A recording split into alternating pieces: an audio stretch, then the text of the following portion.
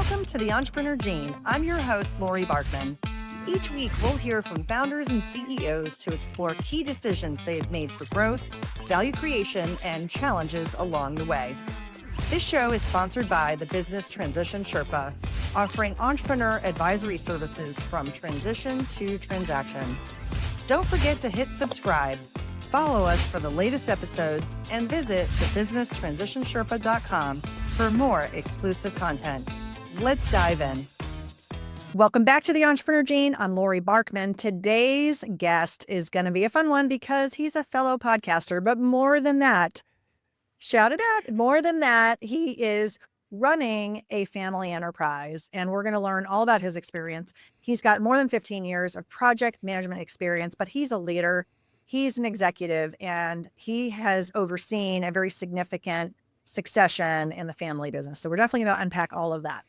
And he, in addition to having a wonderful podcast, which is called Just Some BS, and we're going to learn more about that, he's got a YouTube channel and loves educating. So he's educating on sales, management, branding, and other things. He's the CEO of SWF Industrial. Welcome to the show, Brandon Stanchock. Thank you. Wow, that was way better than any of my intros. Well done. Thank you for having me. Glad to have you. And it was interesting to kind of read up on you a little bit. You know, we talked on a pre-call, and I like digging in and finding other little fun facts about people. So you've got a hashtag, Stay Weird, and you also have it for people who are watching this video on our YouTube channel. You can see the Stay Weird behind your head there. Tell me a little bit about that.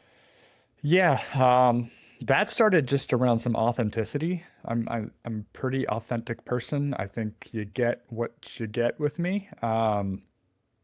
So with that, really kind of trying to package that into something that people haven't heard before. And I went with the weird concept because I consider myself quite unorthodox in the sense of I'm a big gaming nerd.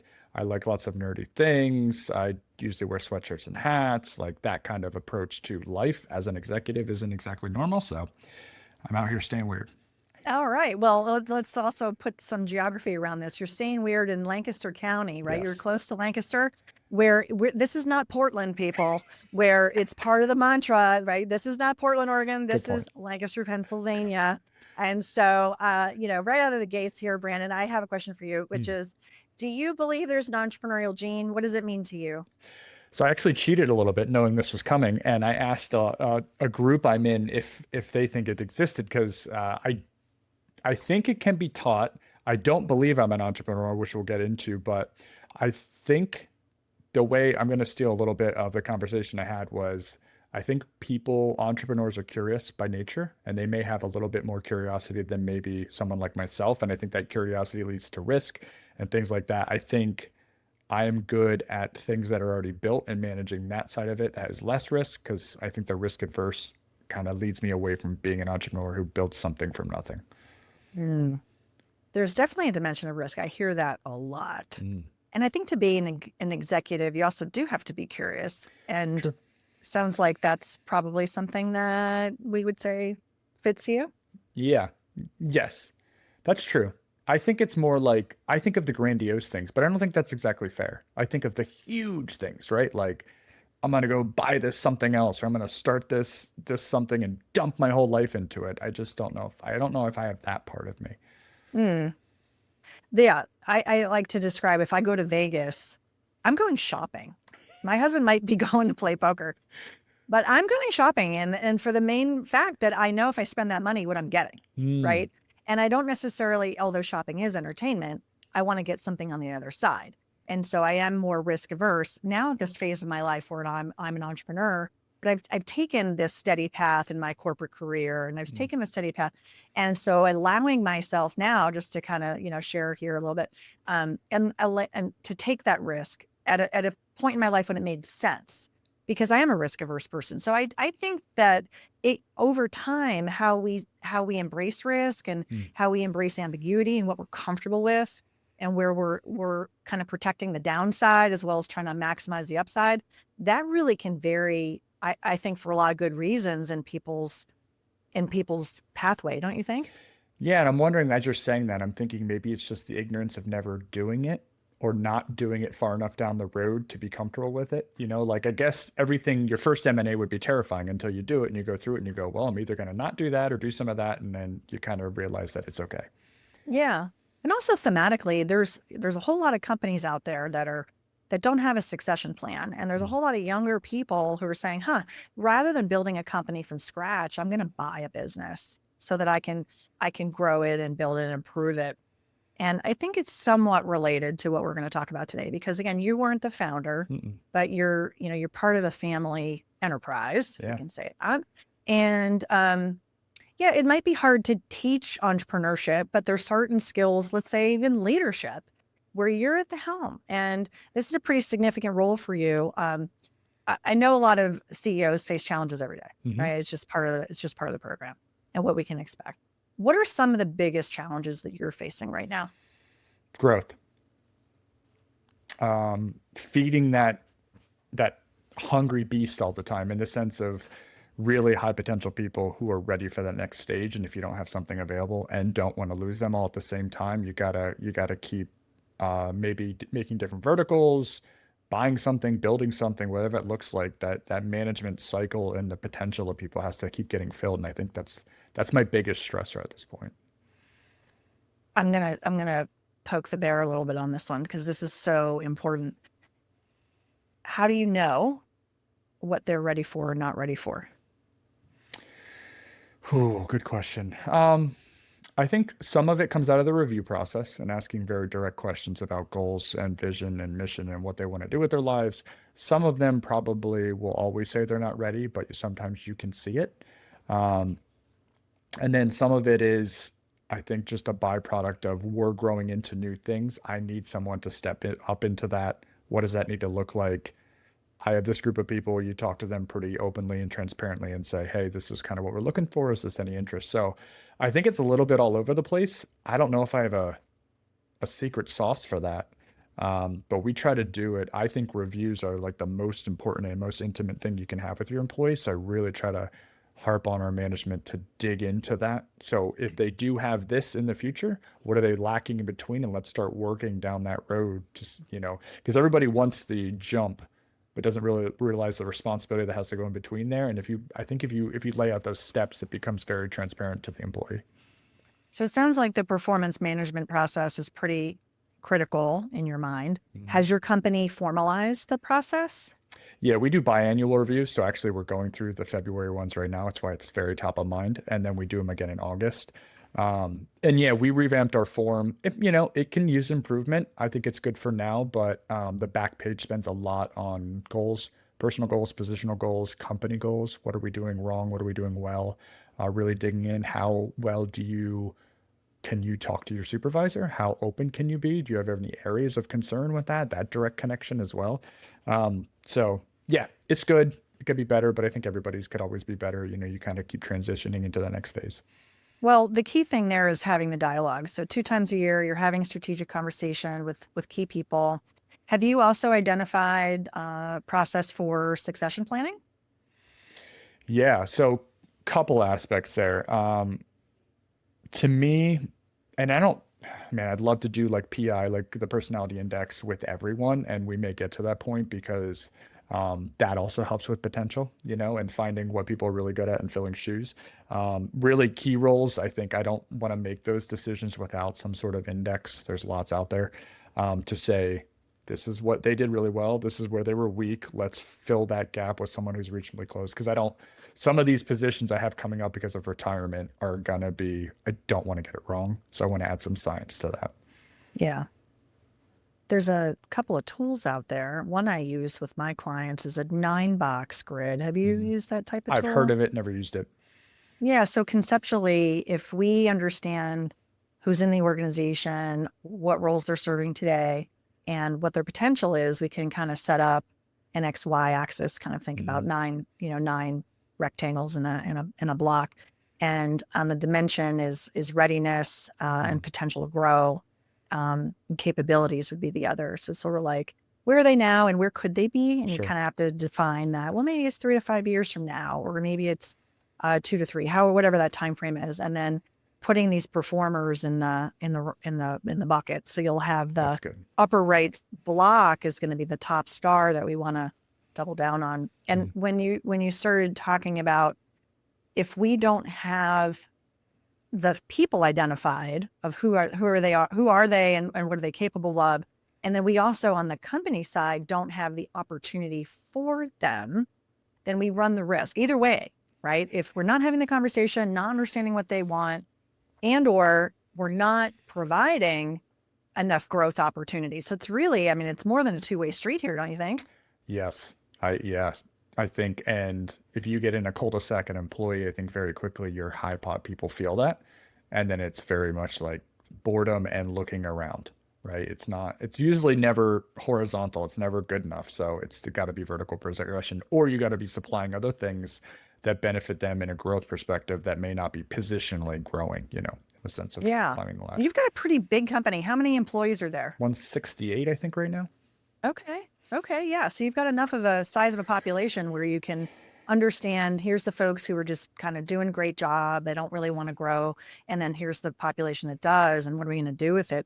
I think a lot of companies just they don't kind of invest in those conversations. They're not investing the time. And then we can get surprised. Like when the employee comes to us and says, hey, I'm ready to leave.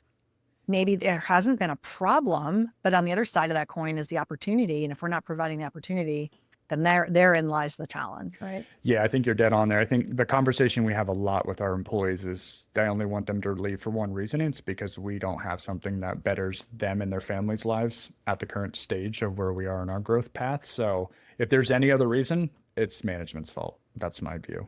Yeah. So your company is in the construction industry. Industrial. Yep. And it's industrial sector. You're just manufacturing too, right? Creating some products that are put in the world to put to good use. But when you and I talked about, well, what excites you about the future of the construction industry, your answer was really interesting. It wasn't what I expected. What's that? What is that answer? What's exciting you about the future of the construction industry? Yeah. So we have a people problem in the sense of how many are available and how many will probably be available for 20 to 30 years. Whose fault that is, and when we could go, it's a whole different podcast. But people are realizing that this is a huge issue with the people who are leaving, and we're not getting enough into the industry fast enough to replace. So you can either take the approach of we'll hoard everything and everybody and gobble up anybody who can't do that, or you take the approach of abundance, which I'm trying to choose with our local partners and competitors, and saying, hey, can we pool here together and say, this doesn't fit in my schedule, we're too busy, or hey, I have an opening, does anybody have anything they need help with? And then we kind of consolidate and create a process that allows that sharing of resources so that the work stays in Lancaster, York County. This is areas of really heavy industrial industry and region, and a lot of big corporations put their factories here because it's cheaper to live here. Pennsylvania Dutch is known for long hours, working hard, blah, blah, blah, blah, blah. So it kind of fits the mantra of what they need. But that's the goal, because anybody coming in, I want them to love it, to stay in it for the long haul, which means you got to be able to support them with overtime that they want, pay raises, and the things that they're going to need to support themselves and their family. So this is kind of a novel idea, right? I mean, have you seen this idea out in the ecosystem anywhere? I haven't, no. And how are we going to bring it to life? What do you have to do to bring it to life? We had our first roundtable with myself and 5 or 6 other local manufacturers. Went extremely well, and we're going to meet quarterly and kind of just keep it. We're framing it as a box. So it's a box that has sides, that have rules, and how we're going to approach meetings like this, because we're going to be transparent. We're going to talk about things that may be a little bit sensitive to our direct competitors. And so that transparency and what stays in there, but for the benefit of the group. But it has no lid, right? So anybody, technically, could we make the whole US possible for this? I don't know. I think it's crazy, but let's just start with our region. And if we can share and we can come up with a process that works for sharing that type of work in a timely fashion, because we have to meet customer expectations, I don't know, maybe we don't have a people problem anymore in the country. It's fascinating. You're going to have to come back on the show and give me updates about this because If I it just think it's works. a really interesting idea. And we're at the starting line. You're just getting, you're just getting going here. It's exciting that that roundtable meeting went well and that nobody, pooped on it and said you're crazy. Yeah. They didn't say Well, it. I mean, and it's they not didn't just, say it. Okay, they left the room yeah. and they said it, but you didn't hear it, so Yeah, we and don't know this about it. isn't just a solo idea. There's a local vendor who supplies us with a lot of welding supplies, Allie Earlbeck, and she had the conversation with me and said, I'm hearing this repetitive problem amongst all of you. Why don't we just all get together and talk about it? And I was like, oh my God, this is genius. So then we kicked it off and we just started organizing things, and here we are, This is cool. I'm calling it. I think this is going to take off. I think it's going to be a big idea. hopefully. Yeah, I like that a lot. I want to learn more about your origin story and your family, the family business. Mhm. Um, Tell me a little bit about you and kind of getting into the world of biz and Sure. then finding your way into the family biz. Sure. I started out in power plant construction. I did that. I was really into, we called it project controls. Essentially, it was I would say like a PM assistant who did scheduling, cost control, estimating at times, just making an entire project plan, formalizing it, tracking it, and then saying we're good or not good. That was my sole job for 8 years. I did it almost all over the country. I think I hit 32, 33 states in that time. The last 2 years of that, I was managing probably about 20 people. None of them were in the state, so I was actually learning how to remote manage very before it was cool, which was actually really helpful later down the road. And then my father-in-law at that time was still obviously running his business, and then he was going through some health issues with Alzheimer's dementia. We had a family meeting, and at that point in time, I had the construction experience, so I decided to come over and help out. And yeah, so from that point was helping him early on until we got him to retire, until his health got worse and declined as Alzheimer's, many it does with a lot of people. And then the transition happened in 2021 to the second gen. And so, yeah, we're still kicking on till now. I'll be up on 7 years in June. Wow, 7 years, you said? Hmm. Just to some more context. So this was your wife's Father-in-law. father. Yep. So it's your father-in-law. And were any other family members in the company besides your father-in-law? Yeah, it would have been a couple throughout the year as normal family businesses go, but at the point when I came in, there was not. Okay, so it was just him. And was he 100% owner? Yes, Okay. And so he reached the point where he could no longer work in the business. correct.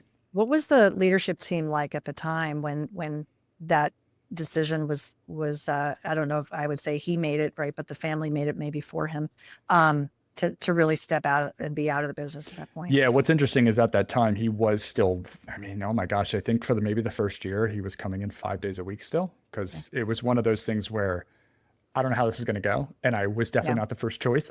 So it was like okay, so I'm going to come in. So very much a part of that conversation and that decision early on, and then once we started moving through the day to day, and it was about a year and a half, like I said, I think they finally got him to retire. But sorry, your original question was Yeah, any other family members, and then he was the owner, and yes, then the management team. If yes. there were any other, was it kind of like a good, stable management team, or were there longtime folks who he had hired maybe early on, or a Hmm. mix of the two? Yeah, so our second in command, who's Brian, who's our COO right now, he's been there for 37 years.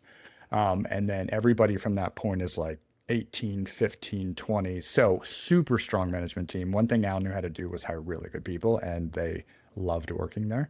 So I walked into a super stable management team, which was really helpful. We would not be where we are, or me and my career would not be where we are with SWF without them, because I've heard disaster stories, and we didn't have that. It was running by itself. It was doing really well. It was doing all the right things you had to do, even with or without, it depended on how Al was feeling at that point in time. But could have walked into a lot of people saying, why not me? Didn't walk into any of that, which was extremely helpful. So it was probably the best situation for sure. Were there any governance pieces in place, like a fiduciary board or an advisory board or a family board? Yeah, so no boards per se at that point in time. We actually established that in 2021 as soon as the transition happened. But most of it just kept to the normal setup with the meeting structure, how things were rolling. And then as we worked through, because I didn't understand business finance, I understand project finance, which is quite different. And so I had to get up to speed. So the first thing as most humans do when they're stressed, is take the path of least resistance. What do you know best, and go and try to help there. So I was really helping with project management philosophies and how do we control projects, because I knew if we could control them and make money, the business would be okay, because that was our main hub, was fixed price work. So really focused on that because it's kind of all I knew at that point in time. And then I got coaches and started, leveling myself up so I could at least help the organization in other areas. Yep. Yep. No, that makes sense. So you have a fiduciary board now? Yep, we have a board. It has all of the right people on it, including external, internal ownership, and that process comes with financial audits and everything like that. Budgets are all put in place, like the whole gamut of people telling me this is what you need to do to be really good. And I was like, you got it. So we just started implementing a bunch of stuff. Yeah, your learning curve must have been pretty steep. It was very steep. And yeah, so let's talk about that. What kind of gear did you have to work through this? It sounds like one key thing was a supportive management team. Mm-hmm. They didn't have a target on your back. They weren't trying to stab you in the dark, right? They were supporting you and trying to mentor you in this new role. Is that fair? 100%. Okay, that's amazing, because that could have gone south real fast. Okay. I talked to other people and they're like, yeah, it was a dark time. So I'm glad you didn't go through that. Yeah, did not. Yeah, that was fantastic. I would say the learning curve in itself it started out with, I remember my president before I left my old company said, don't try to change too much too fast. Because that's the way I ran, especially for the things that I knew and I could see bad things coming. So took that to heart, took pieces of things that I wanted to change over time. And then as I was working through the stuff I knew I was really comfortable with, really digging into the things that I wasn't. Got a Vistage chair, got in a Vistage group, really started honing in with peer groups who knew a ton of stuff, and I just, launching questions and learning from there. So asking a ton of questions, saying when I don't know things, being super open and honest. Like, what's really cool is I think I love the trade work so much in construction, because I can't literally build anything. I'm horrible at all of that. So I walk into the shop and everyone's building is just insanity to me. Flat sheets of metal turning into things that hold food and help us feed America. I mean, it's just crazy. So that piece of it, and being open and honest with everyone to say, this is not my skill set. I can help over here, and being really transparent with that, because you can't fake tradespeople. They will smell it out very quickly. Yeah, for sure. Yeah, you got to be authentic in all ways. And that was something you said from the very beginning. Yeah. You've been through a major transition with the founder leaving. You've continued to grow the business, which has been fantastic. And kudos to you and the team for doing that. If you could go back in time and give yourself some advice during this particular 5-6 year period of transition, what advice would you give yourself? I think my hardest part was the imposter piece, letting myself know that it's okay, it's not mine, and being okay that it's okay to tell people that, because I'm not an owner. And that took me a long time to be like, oh, I'm just here because I was the worst option at the time, But once I grew into my shoes and realized, what I was capable of, I think I got out of that. So it was really like, give yourself some grace, give yourself some time, because it was years, and you'll have to just keep chipping away, and you have to keep continually getting better. I wish I would have learned to read books faster, because that's just a recent thing, probably of a year ago, and it's been life-changing. So I think I would have said, give yourself more time than you're going to.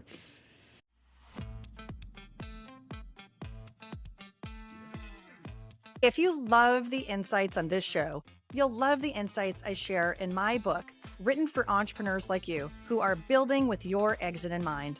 Take the next step in your business journey to make your business more scalable and valuable. Head on over to btsherpa.com/book to grab your free digital copy of the Business Transition Handbook.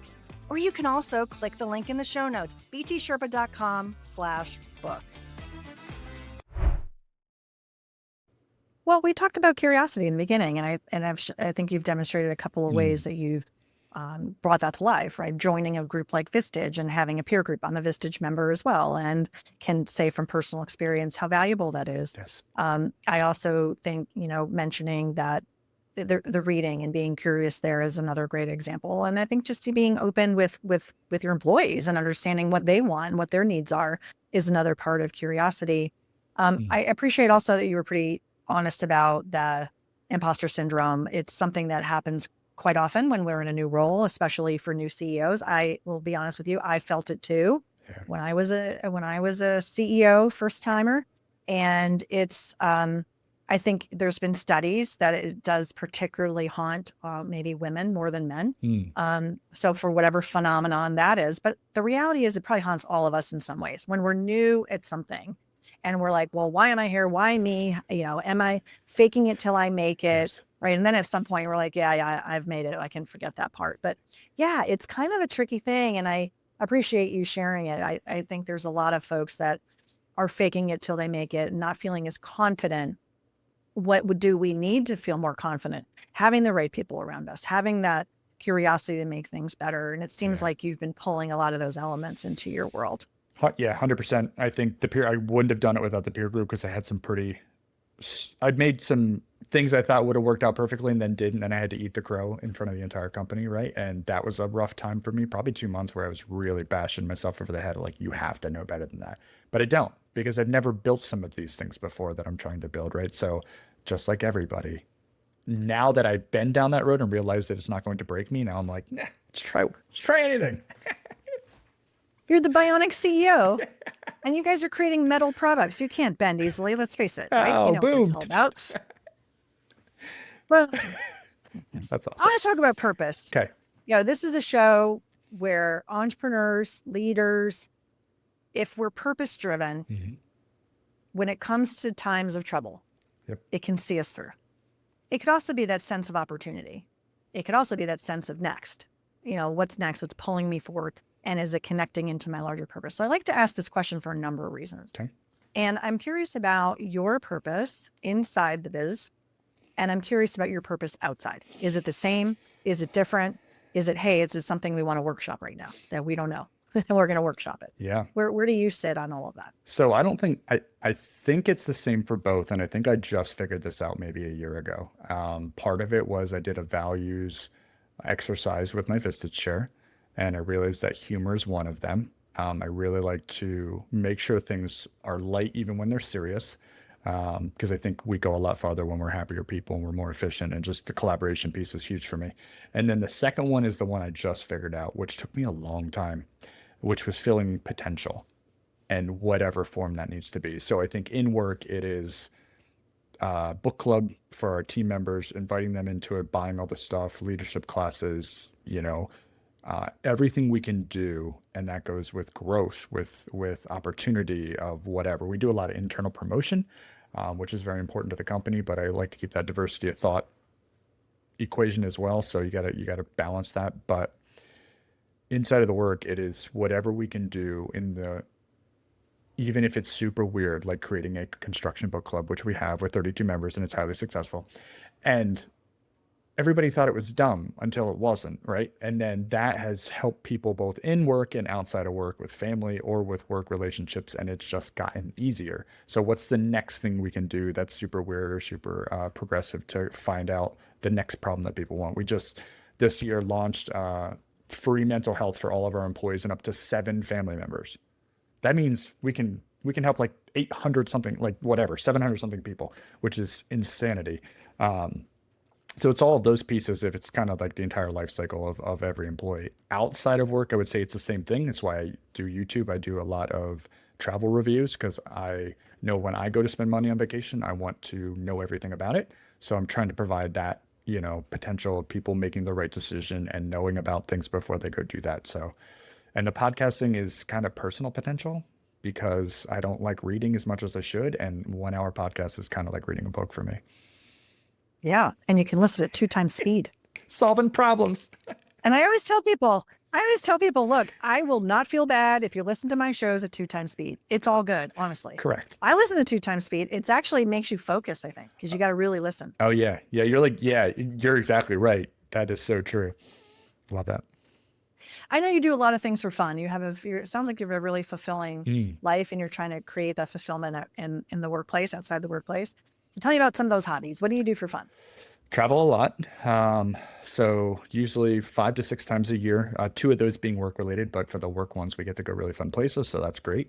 And then we just travel. So every time I do travel, I take I have a shoot schedule. I have video ideas that I want to get from that. And so I can relax for probably 2 days. And then I'm like, okay, let's go shoot a bunch of stuff. So it allows me to still stay in my kind of task oriented mindset, even though I'm reading a book right now that says I shouldn't. And then outside of that, the podcasting thing is both, I think, personally beneficial and company beneficial because I'm meeting lots of SMEs and people who could benefit the business in multiple ways. And that's been really helpful. And then I game behind me. Lots of my Sundays usually revolve around, I don't do anything but just play the things I'd like to play and get my mind off of everything. That's cool. What was the last trip you took? We just got back from Mexico a couple of weeks ago. Actually, our entire Vistage group went down together and it was really fun. We had a couple things scheduled as a group, but besides that, everybody just kind of did what they want. There was no pressure. It was really fantastic to get to know everybody kind of on a different level. So that was really fun. Wow, that's really cool. I was part of YPO once upon a time, and YPO is sort of known for its trips. And it's always amazing to get busy executives out of the office on a bit of a relaxing trip at the same time. It's like, Yeah. yeah, crazy. I love getting to know people that way, right? Because it's just, then you start talking about people's passions and all that kind of stuff. And I just think it brings a completely different side to people than just business. Totally. Totally. Now, where's the next place you're going? We go to Disney in a couple of weeks. And then for an insurance trip, we head to St. Kitts right after that. So I have 2 trips in March, actually. Never been to St. Kitts, so very excited. We go to Disney quite often. I'm actually taking my nephews for their first time. They're 8 and 10. My sister said, I don't want to learn anything about Disney. Can you take us? I said, sure. You know, I must be hanging around the construction industry folks a little much. You're like the third person in the last month that's told me they're going somewhere for the insurance captive event or something, right? It's like, it's just part of the construction world and they just tend to be in the Caribbean. Can't really put my 100%. finger on it, but that's where it is. We went to Whistler in September last year. It was beautiful. I've never been there either. That was amazing. Where was that? Sorry. Whistler, Canada, out in Vancouver. Ooh. Did you ski?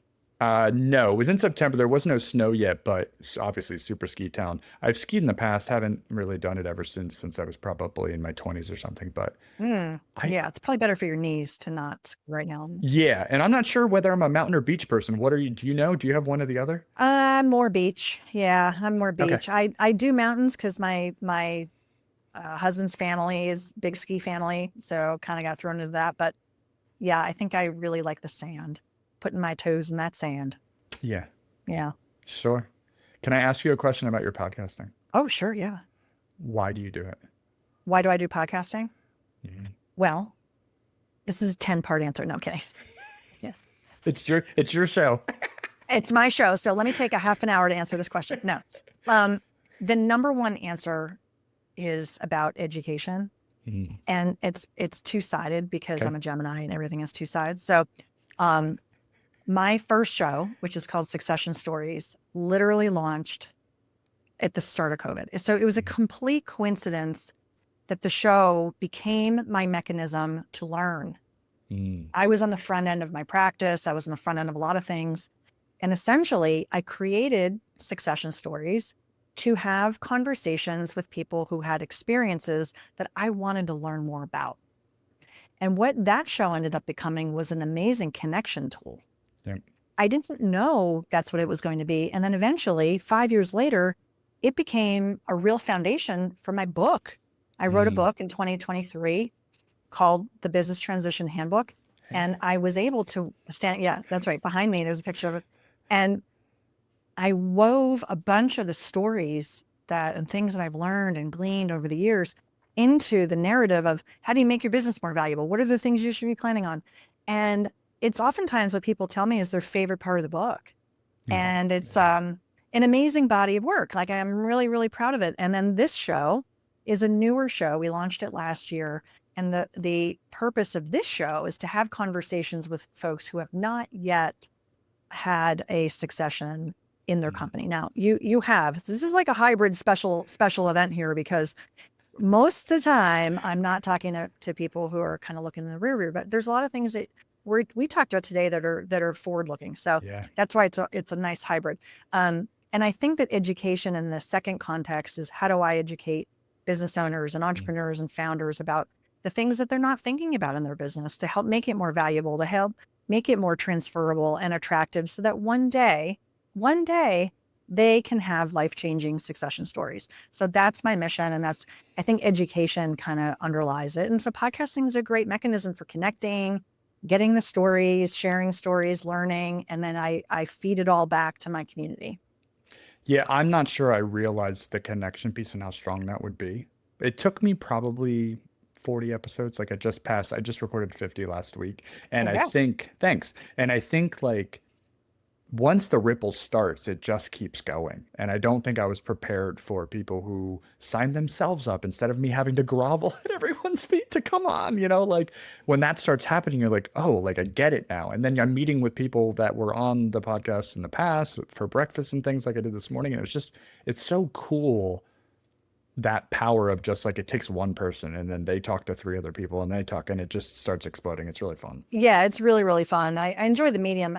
You got to really enjoy it, because it's once you're on the treadmill, you got to keep feeding, you got to feed the content engine. And I find the transition for me, I thought, this is so funny to look back and think this was my plan, because it makes no sense. My plan in 2020, prior to March 2020, was to have video in-person interviews. Yeah. And so therefore it would have to be in Pittsburgh, because that's where I live. And it would have to be somehow figured out, because these busy CEO schedules, how in the world would I have pulled that off? I never would have been able to do it. And so this kind of life irony that Zoom became a way for me to connect during this crazy, year and a half where we weren't seeing anybody. I was opening doors. I was doing cold outreach on LinkedIn. Hey, just need 20 minutes of your time. Let's have a conversation. People were like, okay. And it forced me to be more comfortable on camera. I was really not comfortable on camera. And my husband kept saying to me, video, you got to do video. I'm like, no, I don't want to do it. And this absolutely forced me to do it. And I was like, that's it. And I got more and more comfortable with it. They talk about imposter syndrome, right? When you do podcasts, you're like, what do I know? Why does anybody want to talk to me? You know what I mean? 100%. You're like, what do I know? What am I? But yeah, I think we create the environment. We're the hosts, we're the show hosts. We've got the vibe, and we're creating great guest experiences. That's part of my mission. And I want the great listener experience. And then we kind of vibe off of that. And I think that's been really, really fun. Just finding my voice, in a way that I hadn't really pushed myself that way before. How many episodes in did you finally feel comfortable with, like, on script, off script, just kind of weaving? Because that took me probably 20 to be like, I need to get to every question. And it's like, okay, I'm just going to flow with the conversation. Totally. And I think it's fun. I'm like, hey, we're totally off script right now. I love it. I think the audience is probably like, hey, this is kind of cool. Two podcasters are kind of, talking about podcasting. That's a lot of shows are just listening in on someone's conversation, and can we provide value? Ultimately, these shows need to provide value, or no one's going to tune in. So does it make you laugh? Does it make you cry? Does it make you go, what the F are they talking about? Whatever it is, that's why we listen. Yes. That's probably a show, I think, is why we listen. But this has been so fun. Yeah. I mean, I guess it begs the question, Brandon, is there anything else that you want to share that I didn't ask you about? No, not off the top of my head. One, thank you for inviting me on. It's weird being on this side because I'm so used to being on the other side. So it's just amazing. Thank you for your prep and your professionalism. And yeah, it's all been a great experience. Thank you. Very, very cool. Well, I've enjoyed having you on, and I really appreciate you being here. If people want to follow up and get in touch with you, what's a great way to do that? LinkedIn, Brandon Stanchock, probably the best way. I'm not afraid of DMs. They're fine. Just don't leave me a voicemail, please. I hate voicemails. And his LinkedIn banner, by the way, says "Stay Weird," so you're on the right page if you find him there. That is indeed the right page.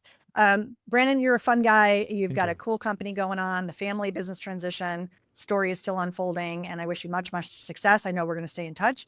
And again, big, big thank you. So if you want to get in touch with Brandon, go to the show notes and you'll see it there. And also, if you enjoyed today's episode, if you laughed, if you learned something, hey, why not smash that subscribe button, follow the show in your favorite podcast player. And you can also find this video on our YouTube channel, the Business Transition Sherpa YouTube channel, with our sister podcast, Succession Stories. You'll find the whole library there. And follow us, like us, and tune in next time. This has been another great episode of The Entrepreneur Gene, and we'll see you soon.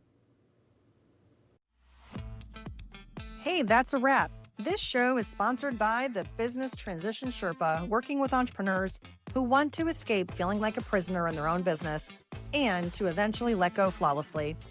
If you loved today's episode, be sure to subscribe to the podcast. And if you want to help support the Entrepreneur Gene, I'd encourage you to leave a rating and review. Ratings and reviews truly help our show grow and get in front of more entrepreneurs just like you. If you do leave a rating and review, we'll be so happy. Take a screenshot of it, send it to my email, Laurie@btsherpa.com, and we'll send you a free digital copy of my book, The Business Transition Handbook. And we'll also enter you to win one of our monthly swag boxes. For show notes, including links to everything in today's episode, be sure to visit btsherpa.com.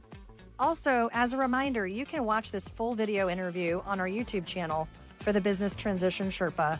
While you're there, be sure to check out videos from our award-winning podcast called Succession Stories. We'll see you next time on The Entrepreneur Gene.